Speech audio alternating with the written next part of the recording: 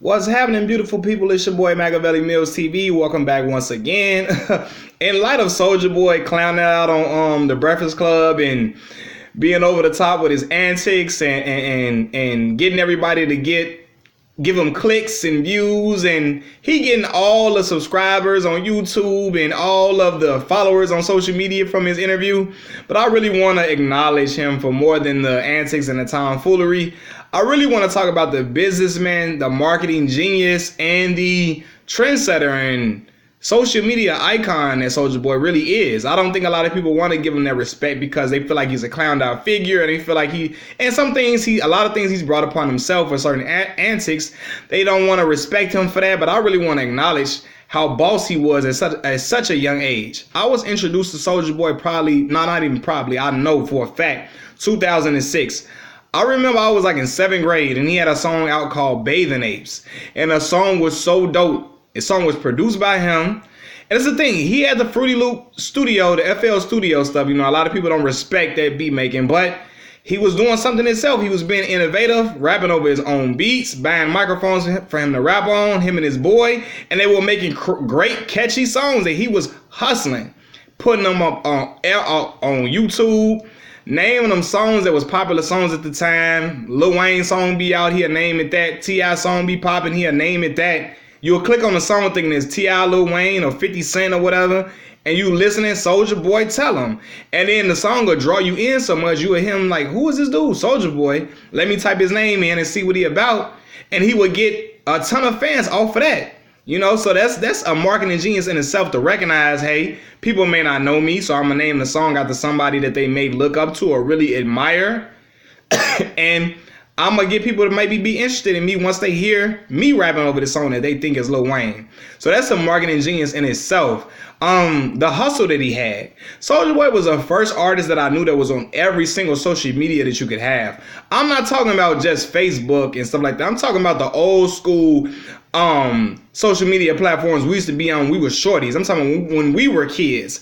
I was on the Tag. Soulja Boy had the Tag, the Bebo, the MySpace.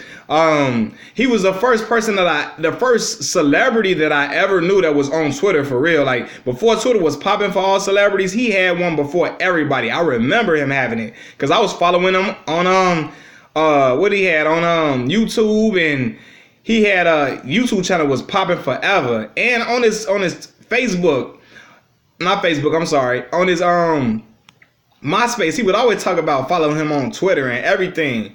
He was the first person that I knew that, like, that term going viral came about. I remember when Soulja Boy first started popping.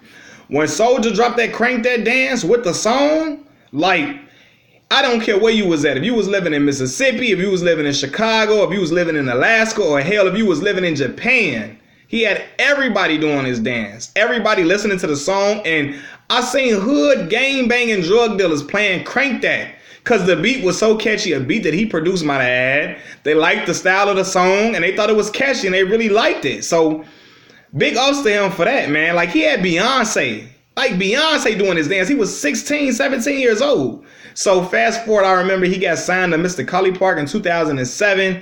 He releases his debut album, SouljaBoyTellHim.com. First of all, let's talk about the marketing genius to recognize, hey, I'm gonna name my album off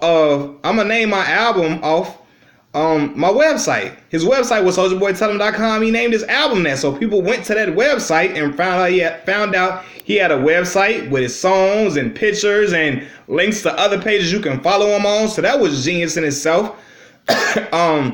I remember that that album went platinum. Like that album, SouljaBoyTellHim.com went platinum.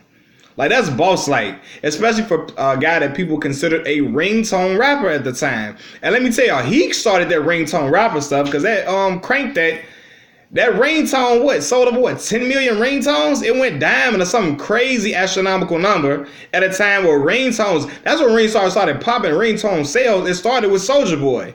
He was the one that initiated all of that stuff because people wanted that ringtone on that song.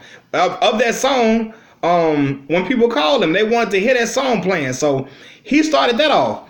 Not to mention, like, don't even mention how many #1 hits that man has had. So a lot of people don't want to give him the credit for being able to make his songs because they don't respect him like that.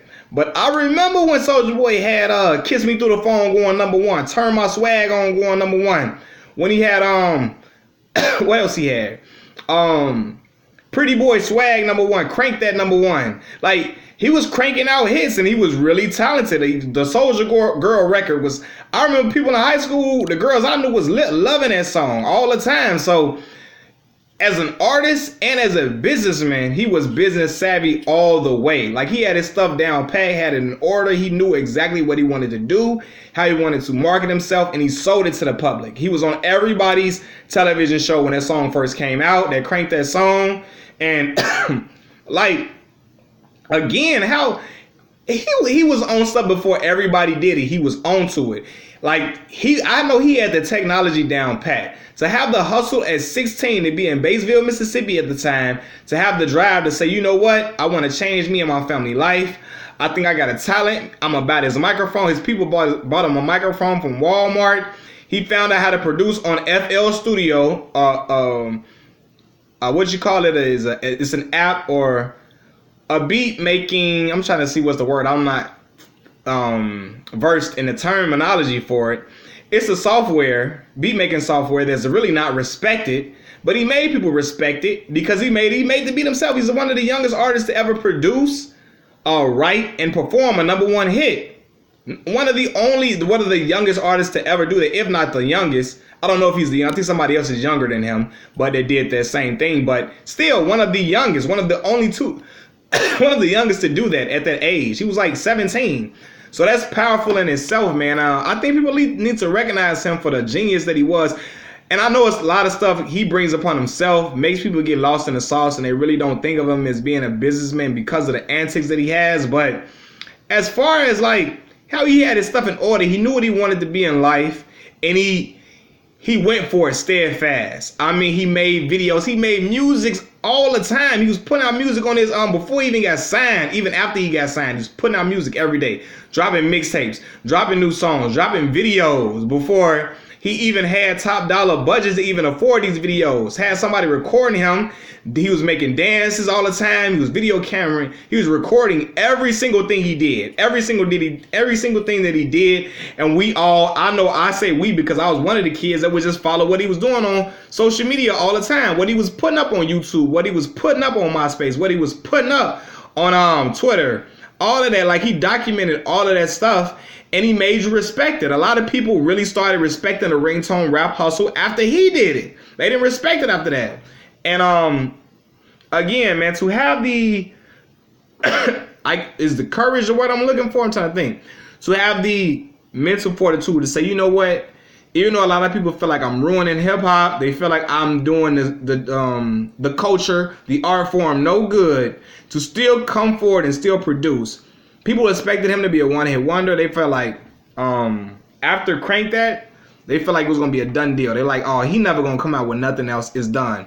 He came with Kiss Me Through the Phone with Sammy, Turn My Swag On, came with Pretty Boy Swag, and took off from there.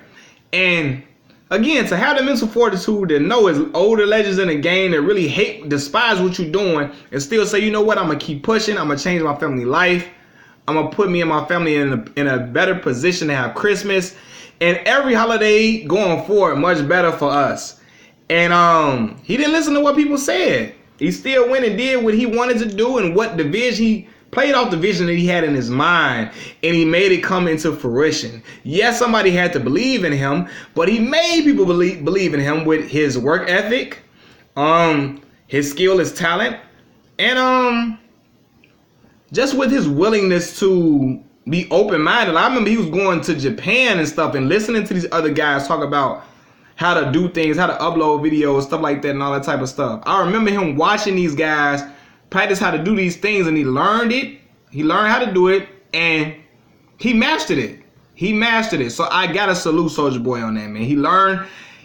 He put in time to learn how to do certain things, and he mastered it, or he did it very well enough to sell to the public to where they bought it, and it was able to change his family's life. And I gotta commend a young black brother for doing something like that, man, especially at that young of an age. Despite if you want to respect the antics or not, if you don't like them for the antics, I'm talking about strictly the hustle, strictly the drive. Like, Mr. Collie Park believed in him because Soulja Boy made himself such a household name, a phenomenon with the kids, that Collie Park's son told him about who Soulja Boy was. He saw it, he listened, he looked at all his YouTube and social media platforms, and he say that kid got it. He got something.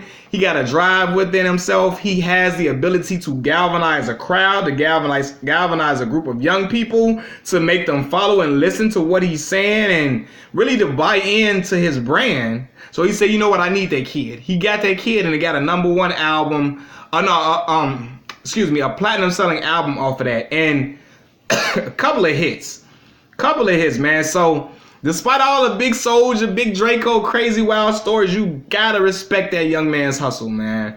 Because really, he opened a lane for me to be doing what I'm doing now, for people to have these video sharing sites where we can talk to people and express our opinions and our perspectives across, like on social media, on a platform, make a video talking about how we feel about stuff for other people to watch.